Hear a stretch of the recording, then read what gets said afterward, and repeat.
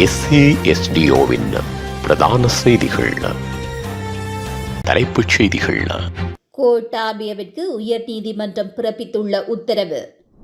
நிறுத்தப்படவுள்ள நாடாளுமன்ற உறுப்பினர்களுக்கான ஓய்வூதியம். சாரதிகளுக்கு போலீசார் எச்சரிக்கை, புதிய அபராத தொகை. விவசாயிகள் மீதான போலீசாரின் தாக்குதல் கண்டிக்கும் இம்ரான் எம்பி. ரஷ்யாவை மிரள வைத்த சுனாமி அலைகள். தொடர்பன விரிவான செய்திகள். தாயகச் செய்திகள். லலித் வீரராஜ் மற்றும் குகன் முருகானந்தன் வழக்கு தொடர்பில் முன்னாள் ஜனாதிபதி கோட்டாபய ராஜபக்ஷவை யாழ்ப்பாண நீதிவான் நீதிமன்றத்தில் ஒரு மனுவை தாக்கல் செய்யுமாறு உத்தரவிடப்பட்டுள்ளது. 2011ஆம் ஆண்டு காணாமல் போன செயற்பாட்டாளர்கள் லலித் வீரராஜ் மற்றும் குகன் முருகானந்தன் தொடர்பான வழக்கில் சாட்சியமளிக்க தயாராக இருப்பதாக முன்னாள் ஜனாதிபதி கோட்டாபய ராஜபக்ஷ இன்று உயர்நீதிமன்றத்திற்கு தெரிவித்திருந்தார். எனினும் பாதுகாப்பு காரணங்களை காரணம் காட்டி விசாரணையை கொழும்பில் நடத்துமாறு கோரினார். எனினும் நீதியரசர்கள் கொண்ட அமர்வு அதனை தள்ளுபடி செய்து யாழ்ப்பாண நீதவான் நீதிமன்றத்தில் ஒரு மனுவை தாக்கல் செய்யுமாறு உத்தரவிட்டுள்ளது. மேன்முறையீட்டின் விசாரணை கோட்டாபய சாட்சியம் அளிக்க தயாராக இருந்தாலும் பாதுகாப்பு காரணங்களுக்காக கொழும்பில் சாட்சியம் அளிக்க கோரியதாக அவரது சட்ட ஆலோசகர் ஜனாதிபதி சட்டத்தரணி ரொமேஷ் டி சில்வா நீதிமன்றத்தில் தெரிவித்தார். இந்த நிலையில் காணாமல் போன செயற்பாட்டாளர்களின் பெற்றோர் சார்பில் முன்னிலையான சட்டத்தரணி நுவான் போபேஜ் சார்பில் தாக்கல் செய்த மேன்முறையீட்டின் விசாரணையின் போது இந்த நிலைப்பாடு தெரிவிக்கப்பட்டது.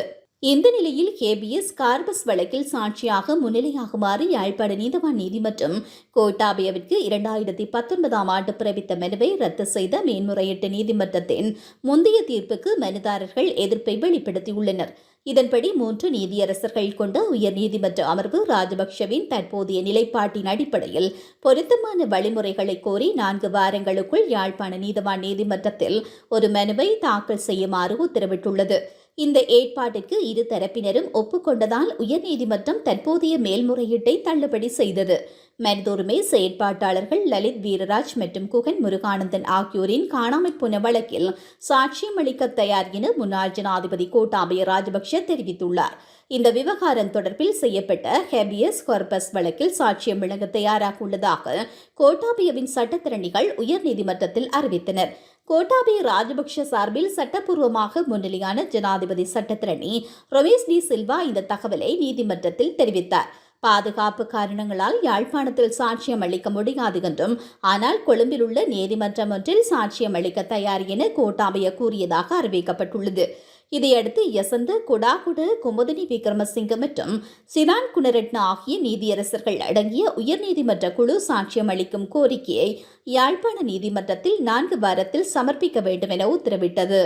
நாடாளுமன்ற உறுப்பினர்களின் ஓய்வூதியத்தை ரத்து செய்வதற்கான சட்டமூலம் அடுத்த வாரம் அமைச்சரவையில் சமர்ப்பிக்கப்படும் என்று பொதுமக்கள் பாதுகாப்பு மற்றும் நாடாளுமன்ற விவகார அமைச்சு தெரிவித்துள்ளது. இந்த சட்டமூலம் சமீபத்தில் நீதி அமைச்சிற்கும் சட்டம் அதிபருக்கும் அனுப்பி வைக்கப்பட்டுள்ளது. நாடாளுமன்ற உறுப்பினர்களின் ஓய்வூதியத்தை ரத்து செய்வது என்பது தற்போதைய அரசாங்கம் ஆட்சிக்கு வருவதற்கு முன்பு அளித்த தேர்தல் வாக்குறுதியாகும். தேசிய மக்கள் சக்தி கட்சி ஜனாதிபதி தேர்தலில் ஜனாதிபதி அனுரகுமார திசாநாயக்க தேர்தல் மேடைகளில் நாடாளுமன்ற உறுப்பினர்களின் ஓய்வூதியத்திற்காக மக்கள் பணம் பெறும் பகுதி வீண் விரயமாக்கப்படுவதாகவும் 5 வருடங்கள் நாடாளுமன்ற உறுப்பினராக இருந்தால் ஆயுட்காலம் வரை ஓய்வூதியம் வழங்கப்படுகிறது. அரசு சேவையில் உள்ளவர்களுக்கு 60 வயதின் பின்னரே ஓய்வூதியம் கொடுக்கப்படுகிறது. நாடாளுமன்ற உறுப்பினர்கள் மக்கள் சேவையை செய்கின்றனர், அவர்களுக்கு மட்டும் ஏன் சிறப்புரிமை வழங்கப்படுகிறது என்ற கேள்வி எழுந்துள்ளது. இந்த நிலையில் குறித்து நாடாளுமன்ற உறுப்பினர்களின் ஓய்வூதியம் தொடர்பில் சமூகத்தில் பேசு பொருளாக்கியவர்கள் தேசிய மக்கள் சக்தியினர் என்பது குறிப்பிடத்தக்கது. கவர்மெண்ட் பே செயலி மூலம் அபராதம் செலுத்தலாம் என்ற எண்ணத்தில் அதிவேக நெடுஞ்சாலைகளில் விதிக்கப்படும் வேக வரம்புகளை மீற வேண்டாம் என்று வாகன ஓட்டுநர்களை போலீசார் எச்சரித்தனர். இனிமேல் மணிக்கு 120 கிலோமீட்டரை கடந்த வேகத்தில் பயணிக்கும் வாகன சாரதிகள் மீது வழக்கு பதிவு செய்யப்படும் என்று போக்குவரத்து கட்டுப்பாடு மற்றும் வீதி பாதுகாப்பிற்கான பிரதி போலீஸ் மாதிபர் இந்திகா ஹாபுகோட தெரிவித்துள்ளார். புதிய வர்த்தமானி அறிவிப்பிற்கு அமைய வேகமீறல் தொடர்பான அபராதங்கள் வகைப்படுத்தப்பட்டுள்ளன. அதற்கமைய மணிக்கு 100-120 கிலோமீட்டர் வேகத்திற்கு மேல் பயணித்தால் 3000 ரூபாயும், 120-130 கிலோமீட்டர் வேகத்திற்கு மேல் பயணித்தால் 5000 ரூபாவும், 130 முதல் 140 கிலோமீட்டர் வேகத்திற்கு மேல் பயணித்தால் 10,000 ரூபாவும், 140 முதல் 150 கிலோமீட்டர் வேகத்திற்கு மேல் பயணித்தால் 15,000 ரூபாவும் அபராதம் விதிக்கப்படும் என்றும் அவர் குறிப்பிட்டார். 150 கிலோமீட்டர் வேகத்திற்கு மேல் வாகனம் ஓட்டினால் வழக்குகள் பதிவு செய்யப்படும் என்றும் அவர் கூறினார். அதிவேக நெடுஞ்சாலைகளில் வீடியோ கண்காணிப்பு மற்றும் வேக கண்காணிப்பு கருவிகள் மூலம் இந்த கட்டுப்பாடுகள் நடைமுறைப்படுத்தப்படும். கவர்மெண்ட் பே செயலியின் உதவியோடு வாகன சாரதிகள் தங்களுக்கு விதிக்கப்படும் அபராதங்களை அந்த இடத்திலேயே ஆன்லைன் மூலம் செலுத்தும் வசதி வழங்கப்பட்டுள்ளது. இது ஓட்டுநர் உரிமம் தற்காலிகமாக பறிமுதல் செய்யப்படுவதை தவிர்க்கும் வகையில் செயல்படுவதாக பிரதி போலீஸ் மா அதிபர் இந்திக ஹபுகுட தெரிவித்துள்ளார். திருகோணமலை முத்துநகர் விவசாயிகள் மீதான போலீசாரின் தாக்குதல் கண்டிக்கத்தக்கது என்று நாடாளுமன்ற உறுப்பினர் இம்ரான் மாக்ரூப் தெரிவித்துள்ளார். திருகோணமலை மாவட்ட அபிவிருத்தி குழு கூட்டம் நேற்று இடம்பெற்ற போதே இந்த விடயத்தை குறிப்பிட்டுள்ளார். முன்னதாக முத்துநகர் காணி பிரச்சினையால் பாதிக்கப்பட்ட விவசாயிகள் தமக்கு நியாயம் வழங்க வலியுறுத்தி திருகோணமலை மாவட்ட செயலகத்திற்கு முன்னால் மேற்கொண்ட அமைதி போராட்டத்தில் அவர்கள் மீது போலீசார் தாக்குதல் மேற்கொண்டனர். இந்த நிலையில் தாம் ஆட்சிக்கு வந்தவுடன் முத்துநகர் காணி பிரச்சினைக்கு தீர்வு பெற்றுத் தருவோம் என கூறிய இந்த அரசாங்கம் தற்போது அந்த விவசாயிகளை எதிர்கொள்ள முடியாமல் போலீசாரை கொண்டு அவர்களை விரட்டுவது எந்த வகையிலும் ஏற்றுக்கொள்ள முடியாது என்றும் கூறினார். உலகச் செய்திகள். ரஷ்யா சுனாமி எச்சரிக்கைகளை நீக்கியுள்ளதுடன் அபாயங்கள் ஏற்படும் அச்சம் இன்னும் உள்ளதாகவும் அறிவித்துள்ளது. கம்சட்கா தீபகற்பம் மற்றும் குரில் தீவுகளுக்கு சுனாமி எச்சரிக்கையை ரஷ்ய அதிகாரிகள் ரத்து செய்துள்ளனர். இருப்பினும் சில ஆபத்துகள் இருப்பதாக நிபுணர்கள் கூறுகின்றனர். தீபகற்பத்தின் தென்கிழக்கு கடற்கரையில் உள்ள அவாச்சா விரிகுடாவின் கடற்கரையில் 7.5 ரிக்டர் அளவு வரையிலான பின் அதிர்வுகள் மற்றும் சாத்தியமான சுனாமிகளை விஞ்ஞானிகள் எதிர்பார்க்கின்றனர். பிராந்திய தலைநகரான பெட்ரோபாவ்லோவ்ஸ்க் ஹம்சட்ஸ்கியும் அந்த பகுதியிலேயே அமைந்துள்ளமை குறிப்பிடத்தக்கது. ரஷ்யாவின் சகலின் பகுதியில் உள்ள செவெரா குரில்லஸ்க் நகரத்தை 4வது சுனாமி அலை அடைந்துள்ளது. இதன்போது மின் இணைப்பு சேதமடைந்ததை அடுத்து மின்சாரம் துண்டிக்கப்பட்டதாகவும் செய்திகள் வெளியாகியுள்ளன.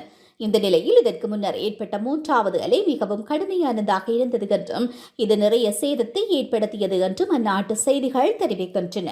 தற்போது ஏற்பட்டுள்ள இந்த 4வது அலை பலவீனமானதுதான் எனவும் ஆனால் பெரிய சேதங்கள் ஏற்படவில்லை என்றும் தெரிவிக்கப்படுகிறது.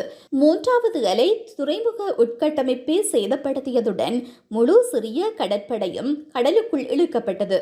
அது இப்போது ஜலசந்தியில் இருந்த சில கப்பல்கள் கரை ஒதுங்கியதாக தகவல்கள் கூறுகின்றன.